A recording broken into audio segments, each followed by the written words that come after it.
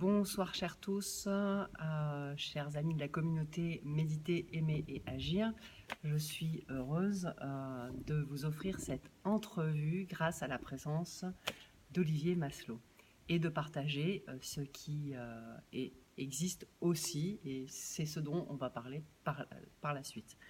Donc moi j'ai connu Olivier grâce à son livre Transurfing, qui est une traduction d'un ouvrage d'un physicien quantique, voilà, qui s'appelle Vadim Zeland. Cette méthode a été divulguée donc, grâce à ce livre et aux nombreuses conférences que tu as faites en francophonie. Tu es aussi l'auteur d'un livre qui s'appelle Neurocantis, qui est donc la méthode que tu proposes. Et si j'ai bien compris, mais corrige-moi, qui est une alliance entre cette méthode de transurfing et aussi d'une approche neuro-cognitive, cognitiviste et comportementale, d'après les travaux du docteur Jacques Fradin. Voilà, du docteur Jacques Fradin. Oui. Les neurosciences et la physique quantique. Quand j'ai traduit Transurfing, ça allait tellement bien que voilà. Donc vous pouvez aller voir le site d'Olivier Maslow. Il propose donc des formations, ce sont des formations en présentiel. C'est ça? Alors, plus beaucoup pour le grand public, j'avoue, mais je me suis beaucoup tourné vers l'entreprise. Et là, j'ai développé l'approche neurosensorielle. D'accord. On rajoute la sensorialité et un livre à sortir qui s'appelle Le leadership du cœur. Superbe. Entreprise et développement personnel. D'accord. Et tu es l'auteur d'un d'un autre livre qui s'appelle Maintenant ou trop tard. Quand l'Occident s'éveillera. Voilà. Et c'est un livre que je n'ai pas lu, mais que j'ai hâte de lire parce que je suis une très grande lectrice et que je suis toujours curieuse de découvrir en fait ce que le monde apporte en termes de conscience. Quand j'ai lu le synopsis, ça m'a fait beaucoup sourire et je vais t'expliquer pourquoi. Parce que j'ai retrouvé quelque chose qui résonnait beaucoup en moi. Moi, ce qui m'intéresse, c'est la conscience et l'économie sociale et solidaire. Et je trouve, en tout cas moi je propose une formation qui s'oriente autour de ça pour les gens qui ont envie d'incarner un projet et d'être en conscience dans ce monde. Et dans ce synopsis, tu pars d'un constat qui est celui de l'état du monde, politique, économique et environnemental.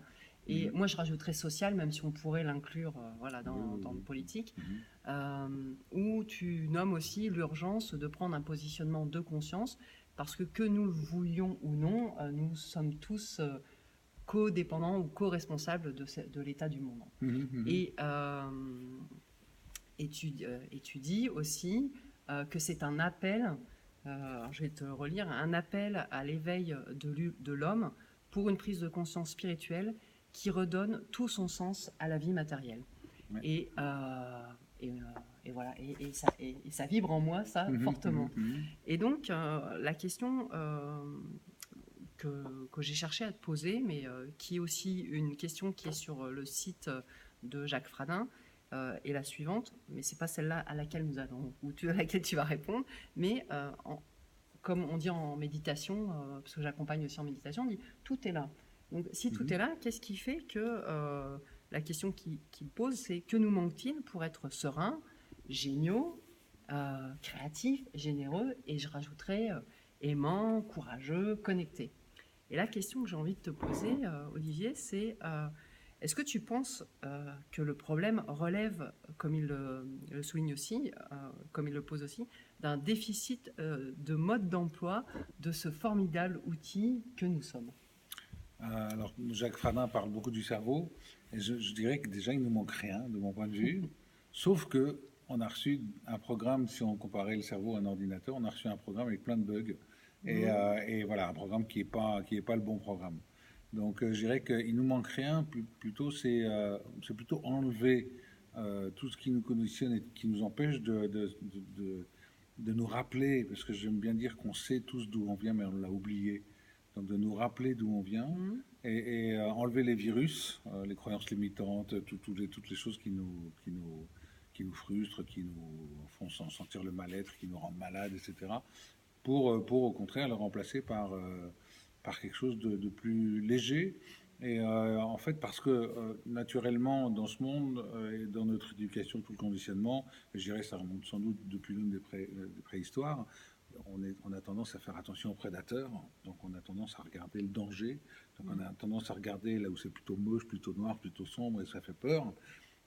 Et donc, bah, c'est à partir de ce moment-là, en neurosciences, on va dire qu'on va déclencher des neuropeptides qui vont créer une forme d'énergie dans les cellules, qui va créer une forme d'énergie, voilà, de résistance, de fermeture, de contraction. Alors que si on change la pensée, si on enlève les croyances limitantes, si on s'ouvre à quelque chose de mieux et qu'on expérimente aussi à travers le corps des sensations de bien-être, à ce moment-là, petit à petit, on va créer des nouvelles connexions neuronales, on va enlever l'addiction du cerveau aux hormones du stress parce qu'il aime bien la cortisol, parce qu'il est tellement habitué à en recevoir, etc. Donc cortisol, maux de dos, etc. Et en fait, on va enlever cette addiction du cerveau et on va lui permettre plutôt d'apprécier des hormones comme la dopamine, l'ocytocine, qui sont l'hormone de l'amour, de la récompense, etc. Et donc, je dirais que c'est vraiment un travail de déprogrammation de toutes ces pensées automatiques qui arrivent et qui nous plongent dans ces schémas de résistance et de peur, pour, au contraire, nous mettre des pensées qui sont plus tournées vers l'ouverture, le don, le partage avec les autres et toutes ces notions-là qui nous permettent d'activer des sensations de bien-être à l'intérieur de nous. Donc ça veut dire quoi? Ça veut dire que quand on parle de prise de conscience, c'est d'abord être conscient de toutes ces pensées-là qui nous empoisonnent, on s'auto-empoisonne avec nos propres pensées. Donc de prendre conscience de ça pour ensuite, eh bien, j'irais se mettre en observateur de ce qui se passe à l'intérieur de nous et juste accueillir ces pensées qui ne sont pas adaptées et puis les remplacer par d'autres. Alors c'est très schématique. Il y a plusieurs manières d'aller là-dedans, avec le cognitif, avec le sensoriel, avec oui, principalement ça, le comportement, les postures. Mais en gros, c'est ça, quoi. C'est enlever tous ces bugs qu'on nous a mis depuis notre plutôt notre enfance, et puis changer le programme, faire un beau programme. Voilà, pour élever les consciences. Alors, quand on dit tout est là, tu penses que du coup, c'est à fur et à mesure, en grandissant, qu'on s'est pollué en fait de ce qu'on a entendu, de nos expériences, et qu'on a engrammé toutes ces croyances qui font qu'on est limité? Ou est-ce que on pourrait imaginer qu'on ne naît pas tous avec un programme à nu qui est juste celui de la connexion il pourrait y avoir des problèmes physiologiques qui font que, effectivement, le cerveau va peut-être moins bien fonctionner. Il y a des problèmes qui sont physiologiques et qui vont arriver. Alors d'où ça vient, pourquoi c'est comme ça et tout, je ne vais pas rentrer là-dedans, chacun ses croyances. Alors je pensais plutôt au transgénérationnel, tu vois, quand alors, on arrive, on est par porteur contre, aussi. Je pense qu'un enfant qui arrive, il est dans cette dynamique, cette posture d'accueil de tout, donc d'ouverture extrême. Et donc forcément, les premières personnes qu'il va rencontrer, il prend tout, quoi. C'est une éponge, un enfant. Et donc très rapidement, si les parents ne sont pas conscients de certains gestes, certaines postures, certaines paroles, etc., qui vont dire et qui vont être absorbées par l'enfant, eh bien l'enfant va petit à petit avoir des croyances, une vision du monde qui va être plus ou moins calquée sur celle de ses parents, qui eux-mêmes ont la même vision depuis les grands-parents, les arrière-grands-parents, etc., etc. Donc il y a du transgénérationnel. Moi, j'aime bien dire que dans le monde physique, déjà, on a comme une devise familiale qui se transmet, etc., et dont on va hériter. Mais en plus de ça, il y a le monde en lui-même, avec toutes les informations. Il y a de plus en plus d'informations sur un monde qui est volatile, qui est imprévisible, qui est changeant sans arrêt, il n'y a pas de durée, il n'y a pas de sécurité, il n'y a rien. Donc, si on n'est pas capable de se mettre dans une posture où on est dans un mode adaptatif, et là on parle beaucoup du cerveau préfrontal si je parle des neurosciences, et on parle de la posture de l'observateur en tant que transurfing, parfaitement observateur et dans l'accueil de ce qui est. Si on n'est pas capable de se mettre dans cette posture, on reste dans les automatismes qui sont issus de nos conditionnements, et là on réagit d'une manière plutôt inconsciente, parce qu'on prend des décisions à chaque instant, mais la plupart des décisions qu'on va prendre sont inconscientes. C'est des réactions, on est plus en réaction comme mode d'adaptation et de lucidité et d'observation pour porter la réponse.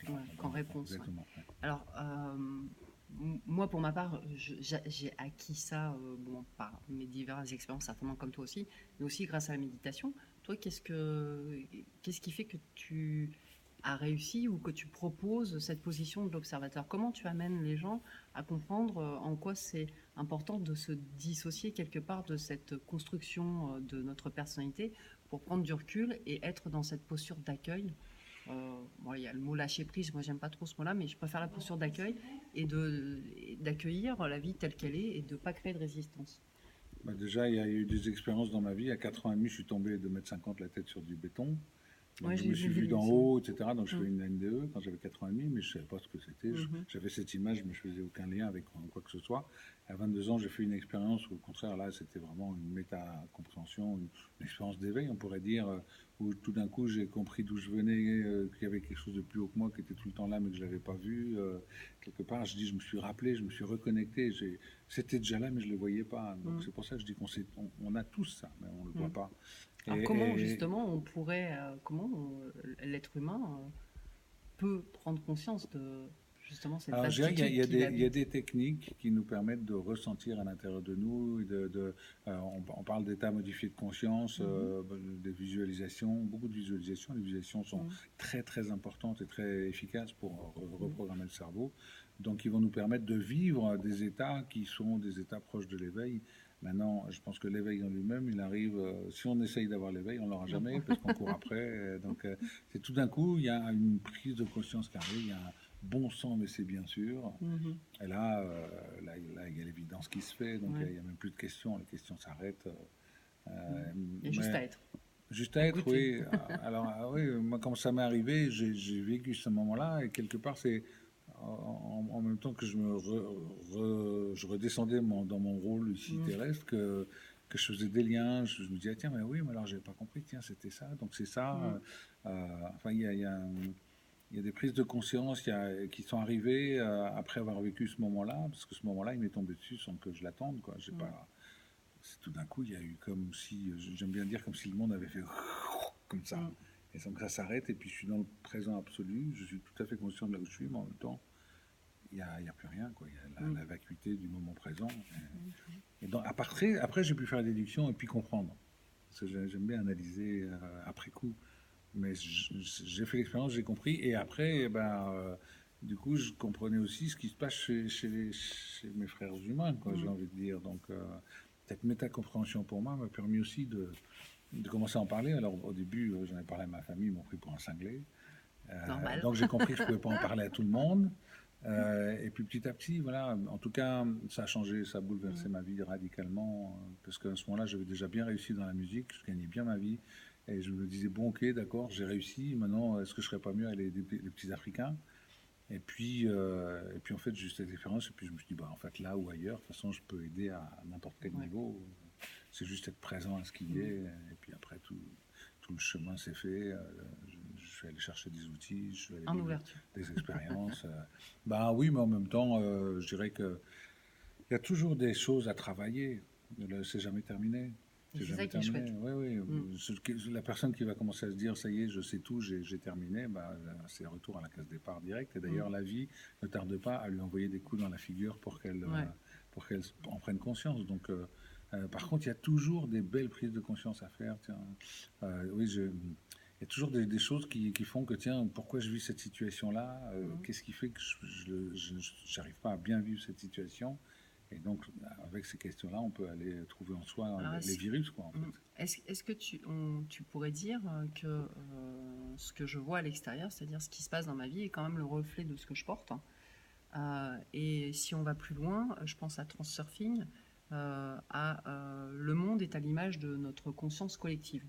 Qu'est-ce que tu aurais à dire là-dessus? Et qu'est-ce qui fait qu'on voit émerger en ce moment déjà, toute cette vague de conscience qu'on sent tous, mais aussi des événements très forts comme la montée du terrorisme, je pense à Trump, voilà, je pense à des figures aussi fortes.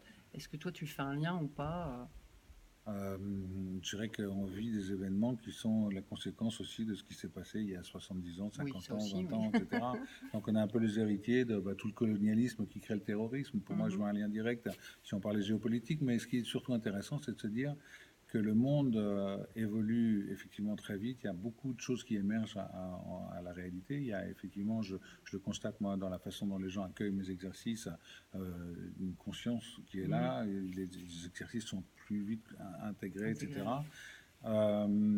Maintenant, je dirais qu'on est dans un chemin d'expérience collective et tout ce qui peut j'ai envie de dire merder, excusez-moi du terme, mais c'est juste des indicateurs de là où on peut encore aller nettoyer, là encore on peut aller faire prendre conscience.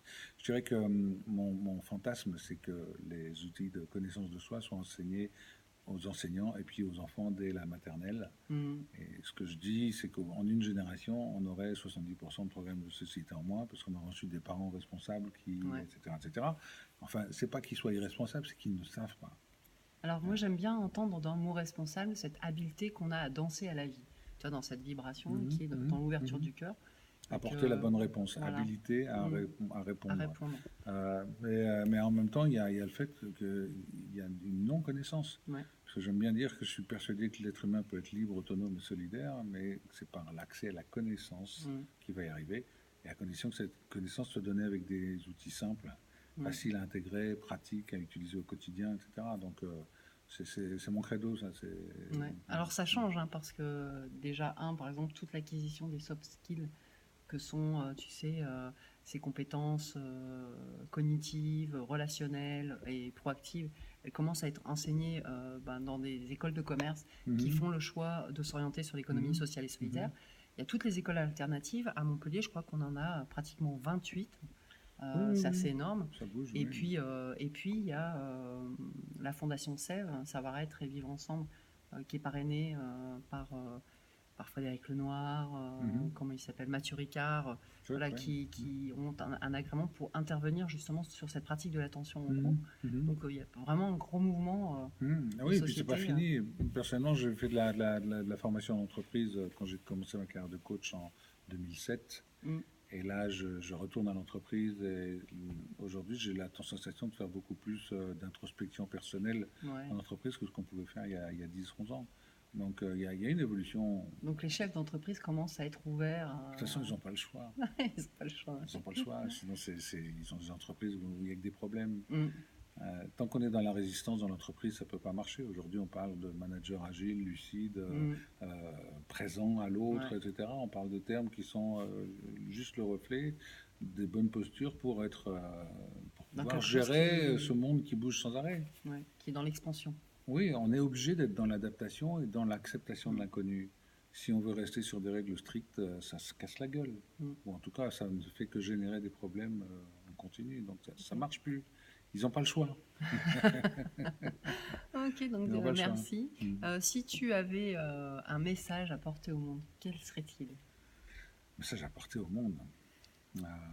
J'ai envie de dire que c'est bien beau de faire du développement personnel. C'est bien beau d'aller apprendre plein de choses, mais le savoir, c'est pas un entrepôt.